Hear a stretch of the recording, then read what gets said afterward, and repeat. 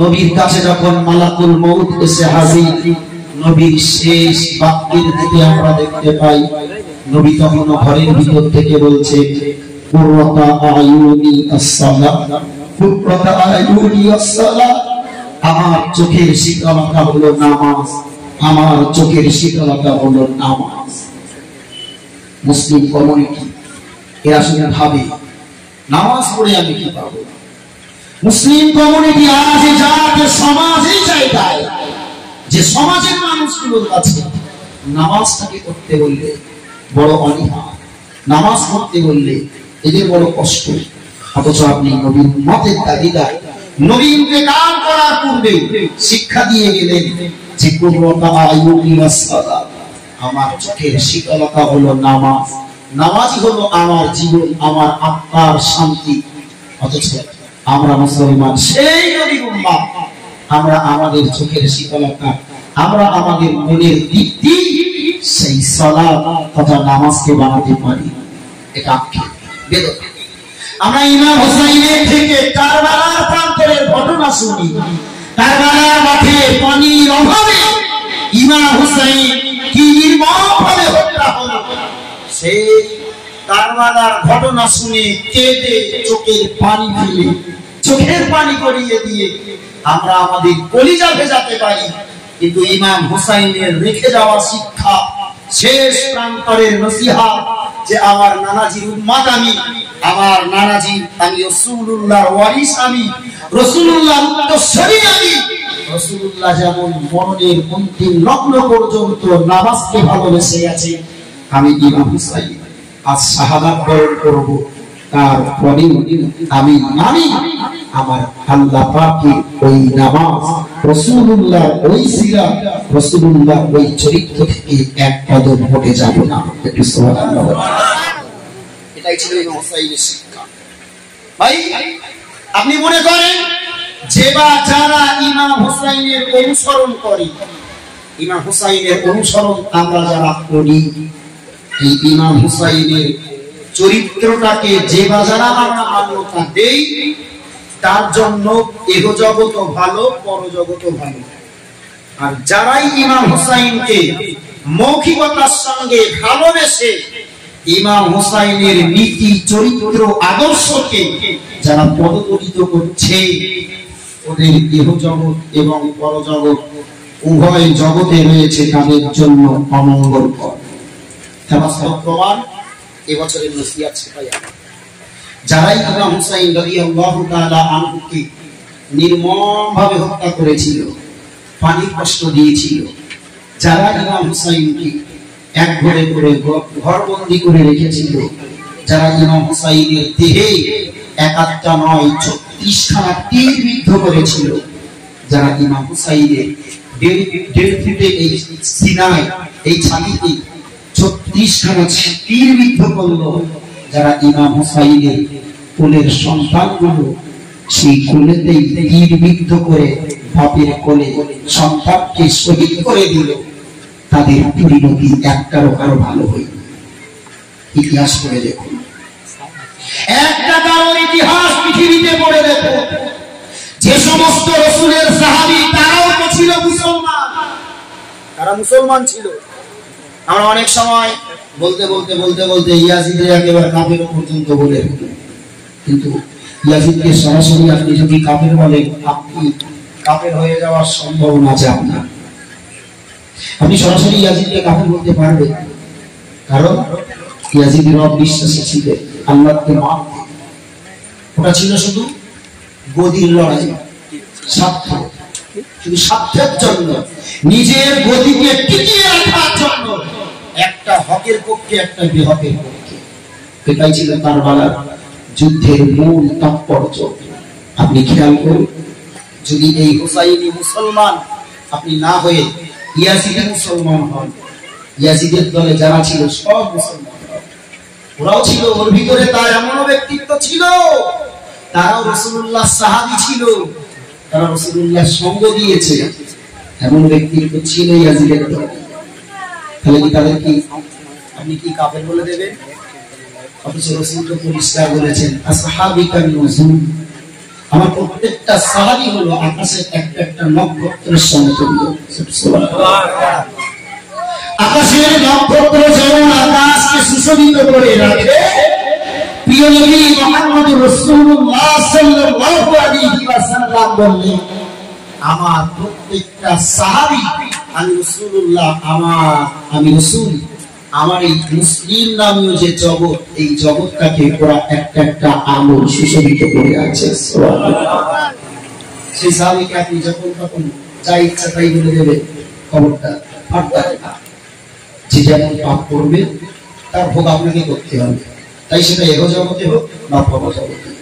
আপনি পরিষ্কার দেখেন কারবালার প্রান্তরে যে সমস্ত মানুষগুলো ইমাম হুসাইনের সঙ্গে দুর্ব্যবহার করেছে, কেউ কারবালাতে যখন ইমাম হুসাইনের কল্লাটা কেটে নেওয়া হয়েছে, যখন মরুর বাড়ি লেগে ইমাম হুসাইনের মুখটা লেগে আছে, ইতিহাসের এমন পাতায় লেখা আছে কেউ সেই মাথা নিয়ে ফুটবল খেলেছে। নাউজুবিল্লাহ বলে ফুটবল খেলা মাথাটা তো গোল, ফুটবলের মতো এদিকে মেরেছে ওইদিকে মেরেছে। কেউ কেউ বলেছে যে ইমাম হুসাইনের ওই মাথাতে কেউ থুতু ছিটিয়ে দিয়েছে। থুতু পরিষ্কার করে রাখেন। কেউ কেউ বলেছে যে ইয়াজিদের মতো ব্যক্তিত্বটা ওই ইমাম হুসাইনের কেটে রাখা মাথার উপরে খাজুরের ছড়ি দিয়ে আঘাত করছে। তার মাথায় কথা বলে একটু, ইমাম হুসাইনের মাথায় কে নাই আসি কি করছে, খাজুরের চাটায়ে, খাজুরের যে দেবো বলি আমরা, খাজুরের ছড়িয়ে মজা যেটা থাকে, ওই খাজুরের লাঠি দিয়ে ইমাম হুসাইনের চেহারাতে মারছে। প্রিয় শ্রোতা মণ্ডলী, মনে রাখো আল্লাহ পাকের নবী যে সমস্ত সাহাবীরা ইমাম হুসাইনের পক্ষে ছিলেন, ইমাম হুসাইন রাদিয়াল্লাহু তাআলা আনহু এই কাটা মাথার উপরে ইয়াজিদ যখন একে করে ওই খাজুরের লাঠি দিয়ে আঘাত করতে লাগে, আল্লাহ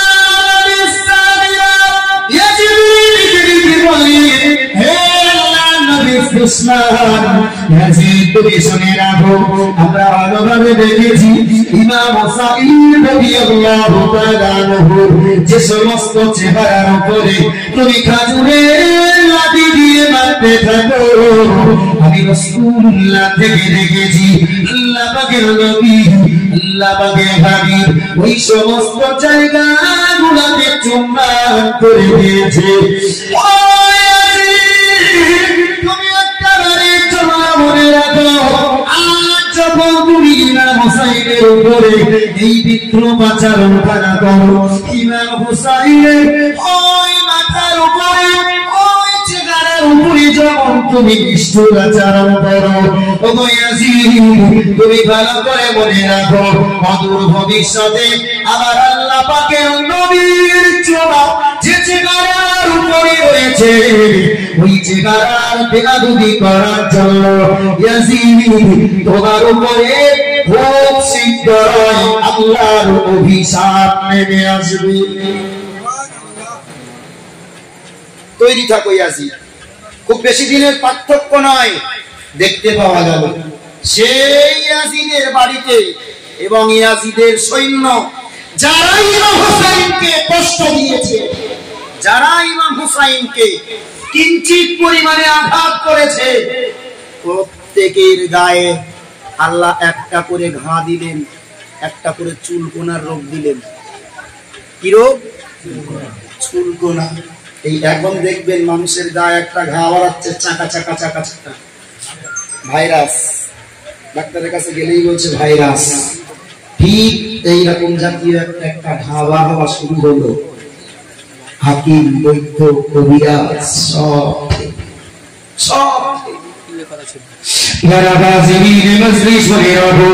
আল্লাহ পাকের নবী সাহাবীরা বলেছে ইমাম হুসাইন রাদিয়াল্লাহু তাআলা আনহুকে যারা নিষ্ঠুরভাবে হত্যা করেছে, যারা নির্মমভাবে তার প্রতি আচরণ করেছে, যারা তার প্রতি দুর্ব্যবহার করেছে, না না না, ইতিহাসে পাতায় পরিষ্কার রচনা হয়েছে আল্লাহ পাক রব্বুল আলামিন তাদের দেহের উপরে যে চুল কোরার মতো ভাইরাস দিয়ে দিল আল্লাহ পাকের নবী সাবিব আল্লাহ পাকের নবী নবী ইমাম হুসাইন রাদিয়াল্লাহু তাআলা আনহু সঙ্গে জিবাগারা তুল ব্যবহার করেছে আল্লাহ পাক রব্বুল আলামিন তাদের দেহের ভিতরে রোগ দেওয়া শুরু করলেন রোগের তারাকে অপরের ভিতরে বলতে শুরু করলো একে অপরের গায়ে চুলকানো শুরু করলো কিন্তু না ওই মতে সেই ঘাগুলো সারানো গেল না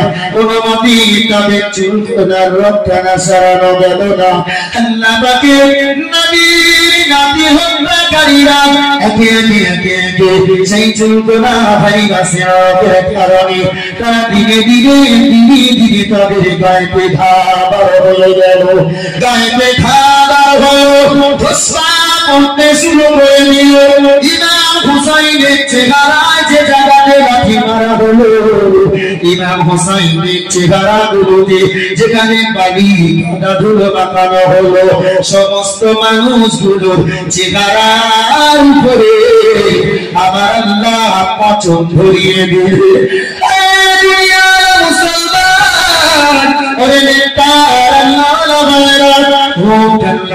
উপলব্ধি করল্লাহ আল্লাহ পাকের নবীর নবী ইমাম হুসাইনের চেহারার উপরে যত জায়গায় ওই ইয়াজিদ খাজুরের লাঠি দিয়ে খোঁচা মেরেছিল আল্লাহ সাহাবীরা বলে আমরা ভালো করে লক্ষ্য করে দেখলাম ওই ইয়াজিদের কতগুলো চেহারার প্রত্যেকটি জায়গা বাই জায়গা ওই ইয়াজিদের চেহারার উপরে সেই খাজুরের লাঠির খোঁচাটা ফুটে উঠেছে ঠিক ইয়াজিদ যে জায়গাগুলোতে ওই খাজুরের লাঠি দিয়ে খোঁচা দিয়েছে মরা কাটা মাথার উপরে ঠিক সেই কটা জায়গাতে ইয়াজিদের ঘা শুরু ইয়াজিদের ঘা শুরু হয়ে গেল ইয়াজিদের ঘা আস্তে আস্তে পচন ধরতে ধরতে একটা সময় ইয়াজিদ পৃথিবী ছেড়ে চলে গেল ইয়াজিদের যত লোক লস্কর সৈন্য সমস্ত জীবনরা ইমাম হুসাইনকে আঘাত করেছিল সব কটার একই রোগী রোগগ্রস্ত হয়ে সবাই একে একে বিদায় কোথায় আসবে কোথায় তোমার সেই ক্ষমতা যে ক্ষমতা তুমি দেখিয়েছ রাষ্ট্রীয় ক্ষমতা থেকেছে তোমার কাছে রাষ্ট্রের ক্ষমতা রয়েছে প্রশাসন রয়েছে বলে যা ইচ্ছা তাই করে দিন কাটাবে বিচার একদিন আছে বিচারকের শ্রেষ্ঠ বিচারক যেদিন বিচার ধরবে সেদিন টিকে থাকা যাবে না ইমাম হুসাইন কি যে বাজারায় কিঞ্চিত পরিমাণে কষ্ট দিয়েছে যে শিমর ইমাম হুসাইনের কল্লাটা কেটেছে সেই শিমরের অবস্থা ইতিহাসে যা বর্ণিত সত্যি কথা বলতে ওই শিমরের ওই চরিত্রের কথা পড়লে না মাঝে মাঝে নিজের মানে খাবার টাবার সামনে আসলে ঘৃণা লেগে যায়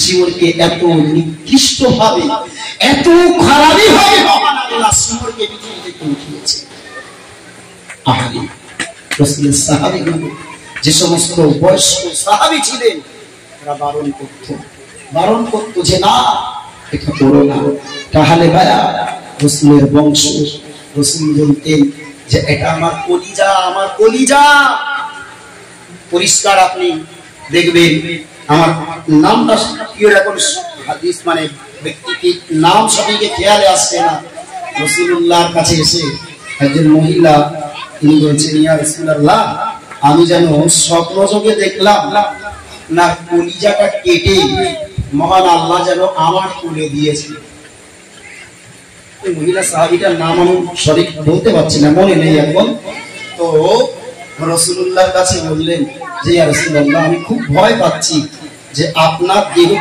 আপনার দেহ থেকে গোশতের টুকরা কেটে আমার গায়ের উপরে আমার দেহে আমার কোলে ফেলে রাখা হলো ইয়া রাসূলুল্লাহ এত নির্মম স্বপ্ন এই খারাপ স্বপ্ন আমি কি করে সহ্য করতে পারি? ইয়া রাসূলুল্লাহ, আপনার দেহের বস্তু আর আমি আমার মতো ব্যক্তিত্বের কোলে, ভাববার বিষয় যে রাসূলুল্লাহ দেহ থেকে একটা বস্তুর টুকরা কেটে সেই মহিলার গায়ের উপরে তার কোলে রেখে দেওয়া হলো।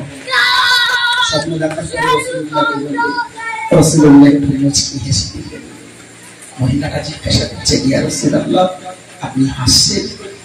আপনার দেহ থেকে বস্তু কেটে আমার কোলের উপরে ফেলে দেওয়া হলো, আর আপনার সামনে সেই কথা বলাতে আপনি হাসছেন। প্রিয় শ্রোতা মণ্ডলী, মনে রাখো, আল্লাহ নবিয়ানা দিন দুনিয়ার নেশা জনাবে মুহাম্মদ রাসূলুল্লাহ সাল্লাল্লাহু আলাইহি ওয়াসাল্লাম নবিয়ানা মুস্কি হেসে দিয়ে আবার রমণীটাকে দেখে বললেন, ও মা, তুমি যে স্বপ্ন খারাপ দেখেছো মা, ওই ঘর খারাপ অর্থ নয় রে মা, বরং তুমি মনে রাখো আমার বেটি ফাতেমা আমার গর্ভধারিণী হয়েছে। আমার বেটি ফাতেমা খুব শীঘ্রই আবার মা হবে। আমার বেটি ফাতেমার আবার একটা পুত্র সন্তান হবে। ও মা, তুমি মনে রাখো আমার আল্লাহ পাক রব্বুল আলামিন ওই সন্তানটারে তোমার মতো মা জননীর কাছে আমার আল্লাহ লালিত পালিত করিয়ে দেবেন বলে আমার আল্লাহ তোমার কাছে এই স্বপ্নটা দেখিয়ে দিয়েছে। একটু জোরে সরে বলুন সুবহানাল্লাহ। কি স্বপ্ন? গোস্তের টুকরা কেটে দেওয়া হলো, ওটা অন্য খারাপ কিছু নিও না মা, তার মানে হলো এটা আমি রাসূলুল্লাহ, আমার বেটি ফাতেমা সে আবার গর্ভ অবস্থায় আছে। আমার ফাতেমা খুব শীঘ্রই আবার মা হবে। আমার ফাতেমার আবার একটা পুত্র সন্তান হবে। সেই পুত্র সন্তানটার দেখভালের দায়িত্ব তোমার ঘাড়ে পড়বে।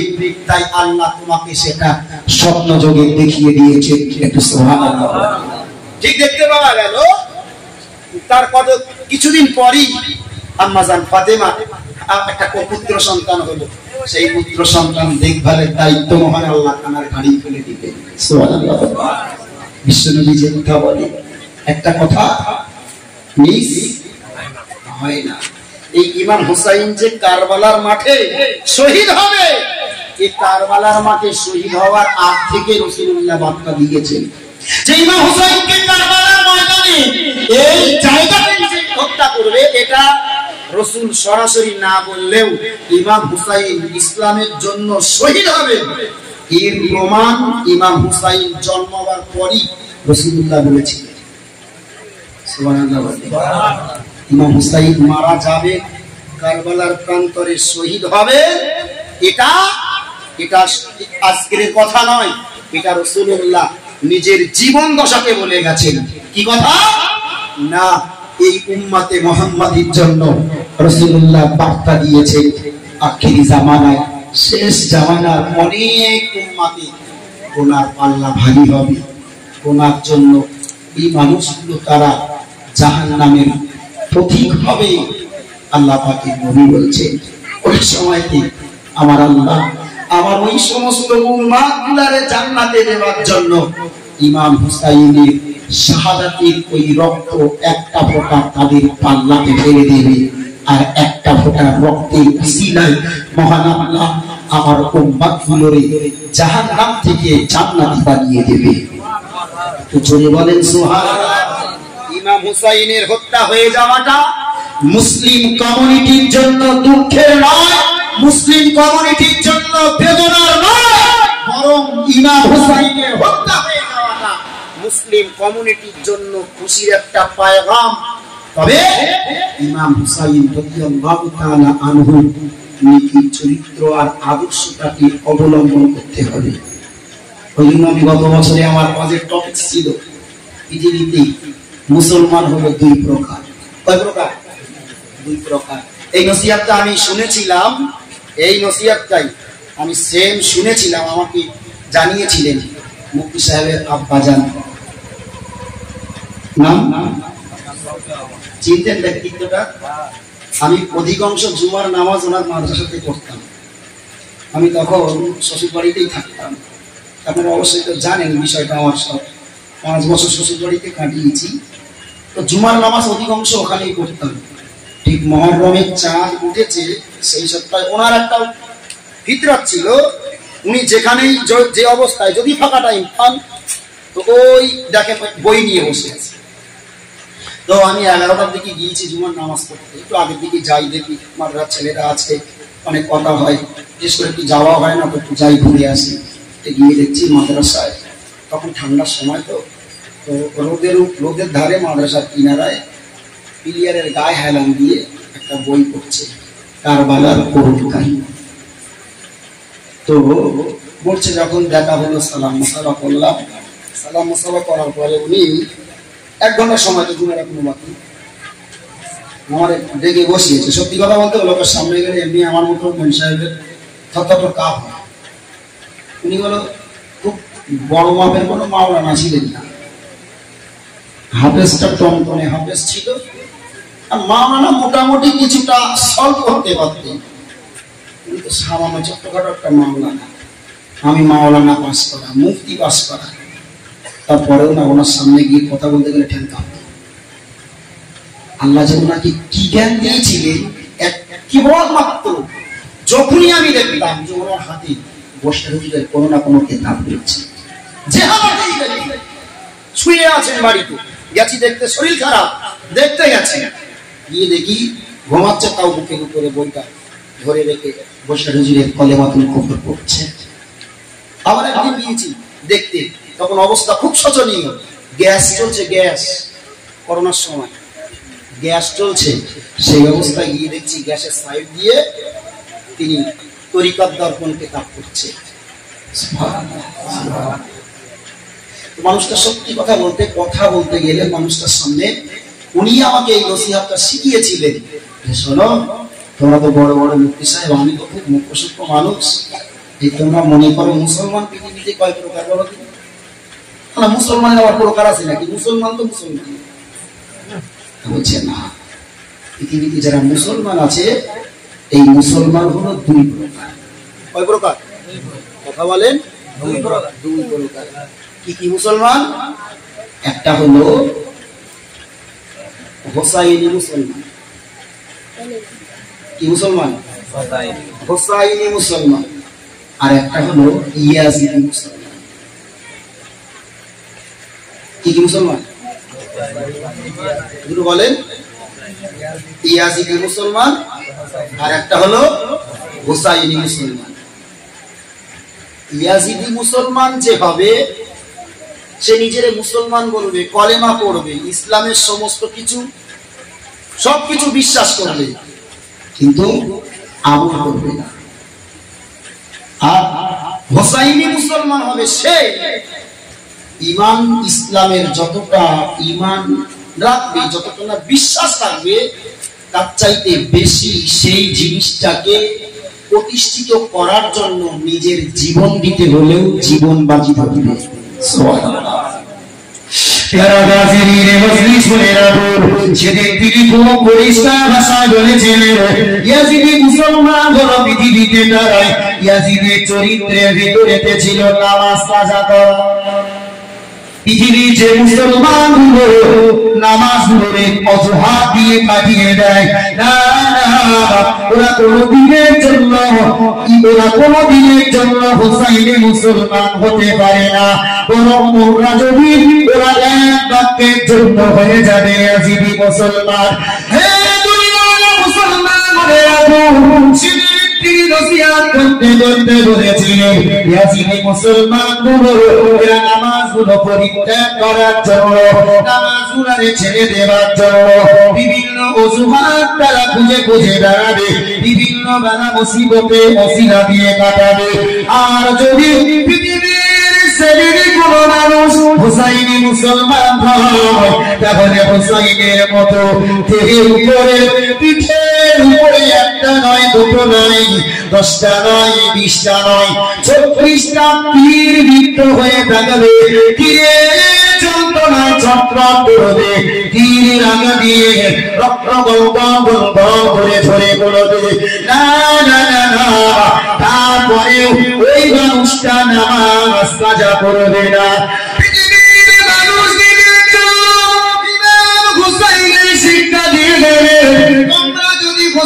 মুসলমান হতে চাও, তোমরা যদি হুসাইনি মুসলমান হতে চাও, অবশ্যই অবশ্যই মনে রাখো তোমরা তোমাদের জীবন যত সময় পর্যন্ত বিশ্বাস বন্ধ না হয়ে যায়, আর যত সময় পর্যন্ত তোমার পৃথিবীতে চোখের পতাকা বন্ধ না হয়ে যায়, আল্লাহ পাক রব্বুল আলামিনের নবীর নাতি ইমাম হুসাইন রাদিয়াল্লাহু তাআলা জগতের মানুষগুলোর শিখিয়ে গেলেন তত সময় পর্যন্ত তুমি যেন নামাজ তারে ত্যাগ করো না।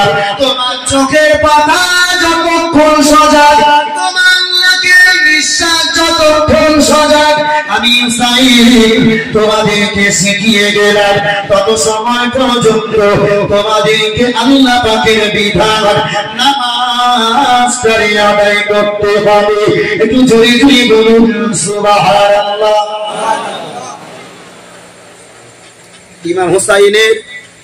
ইমাম হুসাইনের এই চরিত্র, এই নীতি উনি আমাকে শুনিয়েছেন আর বলেছেন এটাই যে আজ তো আমরা নামাজ ইচ্ছাকৃত পড়ি না, অথচ নিজেরা মুসলমানের দাবি করি না কথা বলে। এখন আমার ভাগ, আমি আর বলবো না যে আপনারা কি মুসলমান, নাহলে আবার এখান থেকে বাড়ি যাওয়া কষ্ট হয়ে যাবে। ইমাম হুসাইনি মুসলমানের ভিতরে নামাজ থাকবে, নামাজ মরণের আগ পর্যন্ত পড়বে।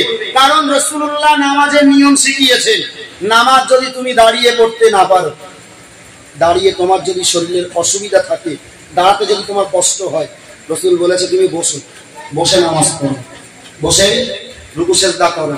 যদি বসে রুকু সিজদা করতেও তুমি সক্ষম না হও, তাহলে তুমি বসে বসে ইশারাতে পড়ো, ইশারা করে পড়ো।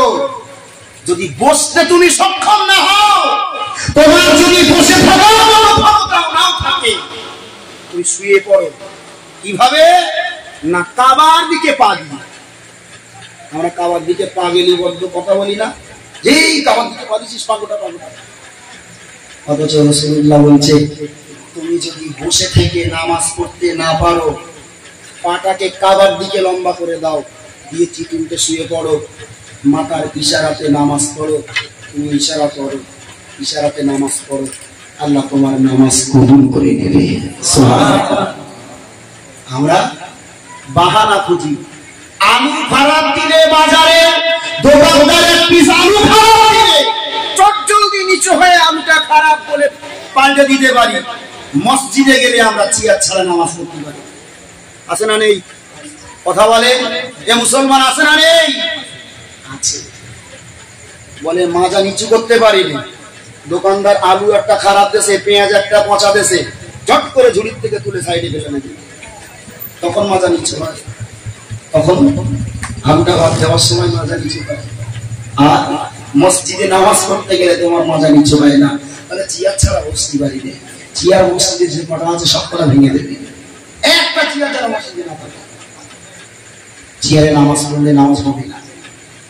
চেয়ারে নামাজ পড়া একটা জায়গায় আপনি প্রমাণ দেখাতে পারবেন না, কোরআনে না হাদিসে।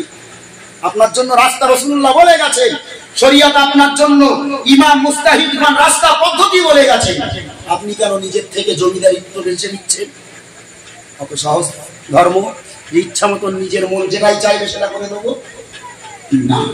একটু অনুরোধ করবো, একটু ভাবতে আমি আপনাদেরকে সচেতন হতে আমি অনুরোধ রাখবো। ভাই আমি সত্যি কথা বলতে নসিহত করতে বসি, শুধু তাওয়ারও নামানো পর্যন্ত বলিস না। খবর এসে গেছে, তাওয়ার ভুলে গেছে, তাওয়ারও কমপ্লিট, তার মানে আমিও কমপ্লিট। জি আল্লাহ যতজন ঠিক বলিয়েছেন, শুধু ছোট্ট ভাষায় আমি বলবো আপনাদের একটু সচেতন হন, একটু সচেতন হন। আপনি হয়তো বা ঠিক মতো শিখতে পারেন, আপনার জন্য মজলিস খোলা আছে। যার কারণে এই বক্তব্য আমি প্রথমে দেখছিলাম বয়স্ক বাবাজিরা অনেকজন হচ্ছিল, প্রায় 65-70-এর কাছাকাছি ছিল। এখন এসে দেখছি, একদিন শুনলাম তো শুনছি 5 জন 7 জন 10 জন এরকম। কোনোদিন 5 জন আসছে, কোনোদিন 7 জন, কোনোদিন 10 জন। কোথায় গেল সব? শিখিনি তো, বাপ শেখাতে পারিনি, তার মানে কি আমার শিখতে হবে না? বাবা আমাকে শিখতে পারিনি, তাই বলে কি বাপের উপরে রাত করে আমি জাহান্নামে যাব? না, বাপকেও জাহান্নামে নিয়ে যাবো? একটু যারা ছিলেন মুফতি আব্দুল মাতিক সাহেবের কথাগুলো যারা খেয়াল করেছেন একটু ভাবুন, ওই কথাগুলো ওই হাদিসটা যিনি ছোট্ট করে বললেন যে জান্নাতি আর জাহান্নামীর যে ঘটনাটা তিনি বললেন, একটু ভাবুন কোন দিকে আপনি যাবেন, কোন রাস্তাতে চলবেন আপনি আপনার বাচ্চাটাকে। আমি তো আপনাকে বলিনি যে আপনার জন্য দোয়ার বন্ধ, আপনার জন্য দোয়া খোলা, আপনার বাচ্চার জন্য দোয়া খোলা, আপনার নাতির জন্য দোয়া খোলা, আপনার বাড়ির গিন্নির জন্য দোয়া খোলা। শুধু সুস্থ একটা পরিবেশের দরকার, সুস্থ একটা সমাজের দরকার। সমাজ যদি ঠিক থাকে, সুস্থ যদি একটা পরিবেশ থাকে, তাহলে আল্লাহ আপনার সংসারটাকে এই পৃথিবীতে জান্নাত বানাবে ইনশাআল্লাহ। শুধু আমরা সংসারে দেখি শুধু আগুন, কারগিল চলছে, কারগিল সৈন্য। আমি তো মোটামুটি এই গ্রামে কম বেশি কিছু না 4টে বছর এসেছি। এই 4টে বছরে কোন বাড়ি কখন কি মোটামুটি ওই টাইমের ভিতরে আমি সকালে একবার আসি, বিকালে একবার আসি। এই 2 বেলার ভিতরে কখনো কখনো দেখি, কখনো এ পাড়ায় তো কখনো ও পাড়ায় আওয়াজ হচ্ছে ওই রকম, এই অমুক তমুক তমুক দিচ্ছিল তমুক দিচ্ছিল, এ বলতেছে অমুকের মেয়ে, ও বলতেছে অমুক দিচ্ছে। অভাব একটু সন্তান হয়, একটু শুনে ভাবুন নিজের জীবন, আত্মা নিজেকে একটা বাচ্চা তো নাটকে ফেরান দেখেন, চোখটা একবার বন্ধ করে আপনি তাকিয়ে দেখেন না আপনার এলাকায় আপনার বাড়ি গাড়ি ধন দৌলত কত মানুষের আছে, সব চোখের পলক বন্ধ করেছে, সব রেখে চলে গেছে। সেই সম্পদ নিয়েই সন্তানরা কেউ মারামারি, কেউ হসপিটালিস্ট, মারামারি হয় না মাথা ফাটাফাটি, আমার জীবন তারা নেবে, তারা আবার মাথা ফাটাফাটি করবে। আপনি বেদনা এই জাতি, যে এই জাতি আজও পর্যন্ত একটু নিজের অধিকার, নিজের সম্মান, নিজের মান, নিজের মর্যাদাটুকু চিনবে, এই চেতনাটুকু এই সমাজের মুসলমানের হলো না। একটু ভাবতে অনুরোধ করবো বাবা, একটু ভাবো, একটু চেতনাটাকে ফেরা। যদি সেই চেতনা ফেরাতে হয়, আমি আপনাদের বলেছি অবশ্যই আপনাকেও কিছু শিখতে হবে, আপনার সন্তানগুলোরও শেখাতে হবে। সত্যি কথা বলতে এই বক্তব্যটা চালাতে অত্যন্ত কষ্ট হচ্ছে। হয়তো আপনার গ্রাম, আমি জোর গলায় বলছি আপনার গ্রাম হতে পারে, আমি যদি এখান থেকে পিসপা টেনে নিয়ে চলে যেতাম, এই বক্তব্য একদিন কোথায় থাকতো ঠিক ঠিকানা ছিল না। তাই এটা আপনারা আমার অহংকার বলেন বা এটা আমার কোনো ঔদ্ধত্য বলেন, যেটা মনে করবেন, খোদা সাক্ষী আমি সেই সোর্সে বলছি না। আমি আপনাদের অন্তরের সঙ্গে মিশেছি, দেখেছি, ভেবেছি এদের জন্য কি করা যায়, কি করলে হবে। এই গতকাল দেখছি রাস্তাগুলো কি নোংরা রে বাবা, কোনো মানুষের একটা দেখিনি যে কারোর একটা মুসলমান, যে রাসূল হাদিসে শিখিয়েছে যে পৃথিবীতে ঈমানদার আমরা না দাবি করি, অথচ রাসূল ঈমানের সংজ্ঞা শিখিয়েছে আল ঈমানু বিদউন ওয়া সাবউনা শুবা, ঈমানের 70-এরও অধিক শাখা প্রশাখা আছে। ফা আফজালুহা ক্বালু লা ইলাহা ইল্লাল্লাহ, সবচাইতে ভালো উত্তম ঈমান হলো মুখে পড়া লা ইলাহা ইল্লাল্লাহ। এই লা ইলাহা ইল্লাল্লাহ পড়া এটা সবচাইতে বড় ঈমান। মাঝারি ঈমান হলো ইমাতাতুল আযা আনিত তারিক, রাস্তা থেকে কষ্টদায়ক জিনিসগুলোকে হটিয়ে দেওয়া। রাস্তায় কুঞ্চি আছে, রাস্তায় ময়লা আবর্জনা আছে, ওই কালকে ছোট বাচ্চাগুলোকে নিয়ে পরিষ্কার করালাম। খুব বেশি বেশি হয়তো বা আধা ঘন্টা সময় লেগেছে, সে একেবারে মোড়ের থেকে ধরে এই পর্যন্ত পরিষ্কার করা। আচ্ছা, আমার কি গা পচে গেছে? হ্যাঁ না, আমি নিজে করেছি বাচ্চাদেরকে সঙ্গে, যখন হাঁপিয়ে গেছি না ধরে বলেছিলাম দেখবি ডান, আমি আর পাচ্ছি ভাই। আমি যদি আমার জায়গাটা আমার সামনে যদি পড়ে, সত্যি কথা বলতে আমি রাত বিরাত রাস্তাঘাটে চলি, রাস্তাঘাটে যা শিয়াল কুকুর মরে, যে শিয়াল কুকুরটা রাস্তার ধারে পড়ে থাকে তার ভালো, যদি দেখি মাজায় কোথায় পড়ে আছে আর আমি সেই রাস্তা দিয়ে গেছি, আল্লাহ লাখ শুকরিয়া দিয়ে বলতে পারি ওই রাতে সেই জায়গায় নেমে একটা পেপার জড়ো করে ঠ্যাংটা টেনে সাইডের দিকে ফেলে দিয়ে আসে। মানুষকে একটু কষ্ট থেকে বাঁচানো, একটু মানুষকে সজাগ করা। আমার জীবনের কথা বলছি, আমি নিজে রাতের বেলা সন্ধ্যার পরপরই করছি এরকম একদম সোনা হোটেল খোলা বোনার একটু শুনিয়ে আগে দেখবেন একটা বড় ফ্যাক্টরি হয়েছে, ফ্যাক্টরি হয়ে যাবে, লোকজন সব কাজ করছে, আমি আমার সারা দুজনে যাচ্ছি। ওরা বললাম কেউ টেনে বের করে দেবে, ও খাদ্য একটা পেপার নিয়ে ও ধরে টেনে ফেলে গেছে। হিন্দু মানুষগুলো দাঁড়িয়ে দাঁড়িয়ে দেখছে আর বলছে সত্যি স্যালুট স্যার। এটা মুসলমান, এটা মুসলমানের চরিত্র। দুটোই টুপিওয়ালা, দুটোই জুব্বাওয়ালা।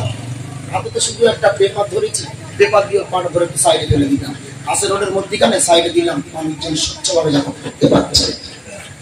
তাই এতে কি আমার হাত পচে গেছে, আমার সেন্টিমেন্ট নষ্ট হয়েছে? না, ইসলাম সূক্ষ্ম বিষয়। ইসলামে প্রত্যেকটা কাজ যদি আপনি পুঁথিগতা মতন করতে পারেন, পৃথিবীর এই আজ যে মুসলমানের প্রতি এত বিদ্রোহ অত্যাচার হচ্ছে না, ওই জাতেরাই সব একদিন মুসলমান হতে বাধ্য হবে। আরে কোরআন খবর লাগিয়ে দেখেন না, ইসলামের এই চরিত্র নীতি আদর্শ দেখিয়েছিল বলেই তো আজ খাজা গরিবে নওয়াজের হাতে লক্ষ কোটি মানুষ তারা ঈমানের কলেমা পড়েছে। ভারতবর্ষে তো মুসলমান ছিল না রে, ছিল কি? হ্যাঁ, ভারতবর্ষে মুসলমান হয়েছে। সব মুসলমান হওয়ার পিছনে তো মুসলমান যারাই এসেছে ওরাই সমাজের বুকে এমন নীতি, এমন আদর্শ, এত ইসলামের স্বচ্ছতা এগুলো মানুষের সামনে ফুটিয়ে তুলেছে। তো মানুষ পাগলের মতো তাদের হাতে হাত দিয়ে ঈমানের কালেমা পড়ে মুসলমান হয়েছে। সুবহানাল্লাহ। আল্লাহ যদি, আমরাও যদি সেই আমাদের চেতনা, আমাদের সেই ইসলামের নীতি আদর্শগুলো ফুটিয়ে তুলতে পারি, ইনশাআল্লাহ আমাদের সমাজে আজও যারা বেড়াচ্ছে এদেরও অনেকে অনেকে গোপনে তো মুসলমান হচ্ছে না, আগামীতেও হবে, এটি আমি 100% বিশ্বাসী। ভাই একটু শুধু চেতনার দরকার।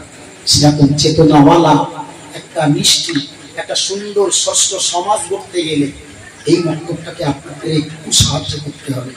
মক্তবটা চালাতে সত্যি কথা বলতে এখন অত্যন্ত কষ্টকর হচ্ছে। পার মান্থ এখন 12 বাচ্চা 16,000 টাকা শুধু মাইনে বার করতে হবে। কত বলেছি বলেন দিন? 16,000 টাকা। ওনার আমার চার 12, ওদিকে আর একজনের চার 16,000 টাকা। এটা শুধু মাস্টারের মাইনে মাসের 1 তারিখ পড়লেই দিতে হবে।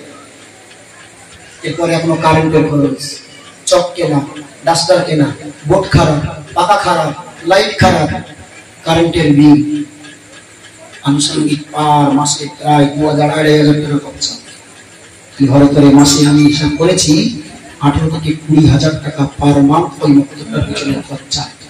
এই মক্তবে বাচ্চা মানুষ করতে হবে। এই মক্তবের বাচ্চারাই এখানে দেখেছি এমন এমন প্রশ্ন তাদের করেছি যে প্রশ্নগুলো আপনারা বলতেন শোনেননি, অথচ চটচট করে প্রত্যেকটা বাচ্চা উত্তর করেছে।